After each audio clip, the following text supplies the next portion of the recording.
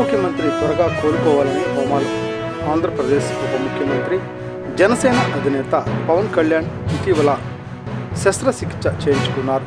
ఆయన త్వరగా కోలుకోవాలని తూర్పుగోదావరి జిల్లా కొవ్వూరు నియోజకవర్గం పంగిడి గ్రామ జనసేన నాయకుడు డిఎన్ఎల్ ప్రసాద్ ఆధ్వర్యంలో వేద పండితులతో మృత్యుంజయ హోమం, శ్రీచక్ర, నవవర్ణ అర్చన, ఏకాదశ వర రుద్రాభిషేకం, ప్రత్యేక అభిషేకాలు, పూజలు నిర్వహించారు. ఈ సందర్భంగా డిఎన్ఎల్ ప్రసాద్ మాట్లాడుతూ ఉప ముఖ్యమంత్రి పవన్ కళ్యాణ్ ప్రజల సంక్షేమం కోసం, సమస్యల పరిష్కారం కోసం నిరంతరం పనిచేస్తారని, ఆయన ఇటీవల శస్త్రచికిత్స చేయించుకున్నారని, త్వరగా కోలుకోవాలని, ఆయురారోగ్యాలతో ఉండాలని, రాజకీయంగా మరింత ఉన్నత పదవులు పొందాలని ప్రత్యేక హోమాలు, అభిషేకాలు, పూజలు నిర్వహించాలని తెలిపారు. శస్త్రచికిత్స జరిగింది కావున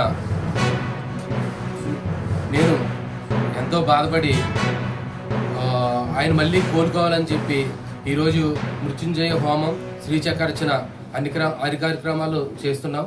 ఆయన త్వరగా కోలుకొని రాష్ట్ర ప్రజలకి ఎంతో ఉపయోగపడి ఆయన త్వరగా కోలుకొని మళ్ళీ ప్రజలందరూ దగ్గరికి రావాలని చెప్పుకోవచ్చు.